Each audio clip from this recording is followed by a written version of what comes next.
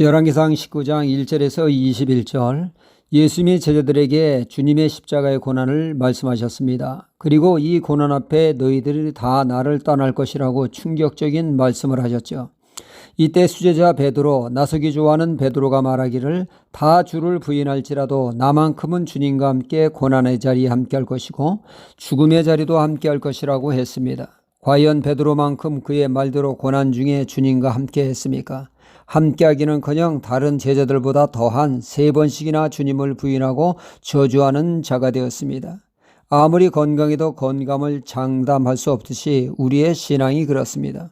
어떤 은혜를 받았을지라도 연약한 육체를 가진 우리는 언제든지 넘어질 수 있기 때문에 고린도전서 10장 12절은 말씀하기를 그런즉 선질로 생각하는 자는 넘어질까 조심하라 말씀하고 있죠. 늘 깨어 있으라고 말씀하고 있습니다. 성경을 보면 대단한 신앙이라 하는 분들이 있죠. 절대로 시험 들거나 넘어짐이 있을 수 없는 사람들조차도 흔들리는 모습을 보게 됩니다. 예를 든다면 세례 요한 같은 경우죠.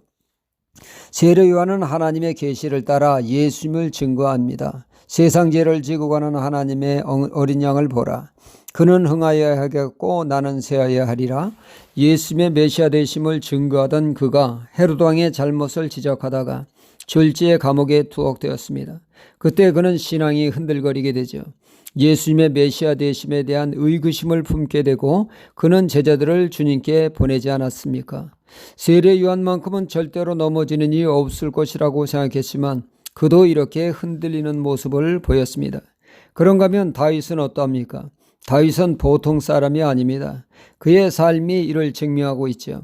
다윗의 인기가 자신보다 높다는 것에 강한 질투심을 갖게 된 사울왕은 다윗을 죽이기 위해 혈안이 되었습니다.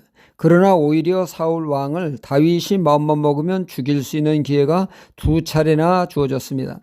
한 번은 다윗이 동굴에 숨어 있는데 사울 왕이 갑작스레 용변이 마려워 다윗이 숨겨있는 동굴 앞에서 세상 편안한 자세로 볼일을 보게 되었습니다.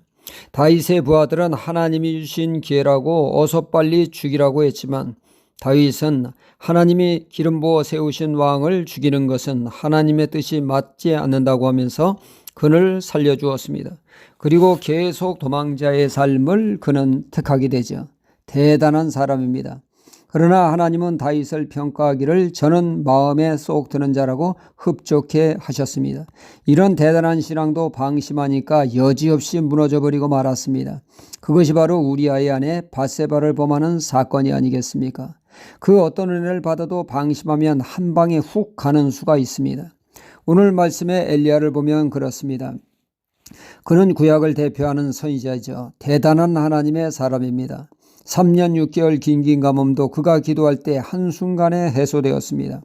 그가 갈멜산에서 바알 선지자와 더불어 누가 참신인가를 가릴 때 그가 차린 제단에 불이 내리는 놀라운 역사가 있었습니다. 바알 선지자 수백을 처단하는 등 18장에서의 그의 모습은 대단합니다.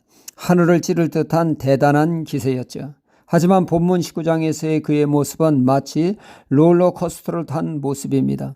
18장에서 롤러코스터가 하늘 꼭대기까지 올라갔다면 19장에서는 지하 10층까지 곤두박질 치는 모습입니다.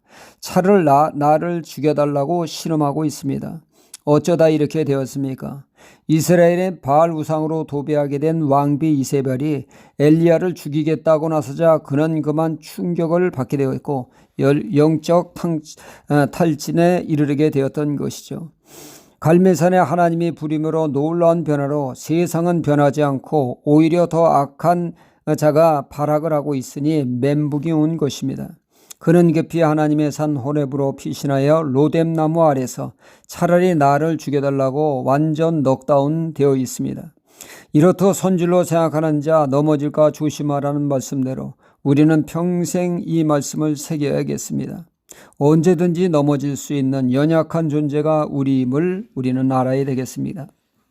이렇게 넘어진 엘리야에게 다시금 회복해 하는 내용이 후반부 말씀이죠.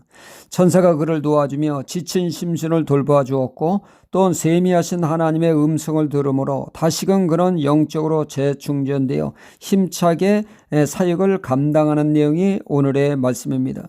예수님의 제자들은 시험에 들다 완전히 방전되어 번아웃 되었지만 기도함으로 성령 충만함을 회복하여 사명을 온전히 감당하게 되었습니다. 살다 보면 우리도 넘어지고 쓰러질 때가 있습니다. 그럴 때일수록 기도하며 하나님의 세미하신 말씀에 우리가 귀를 기울여 영적 소생을 하도록 늘 은혜를 간구해야겠습니다. 사도 바울은 고백하기를 나의 나된 것은 하나님의 은혜라고 했습니다. 하나님의 은혜만이 우리를 새롭게 하십니다. 그러므로 늘 깨어 하나님의 은혜를 사모하는 신앙이 되어야겠습니다. 할렐루야.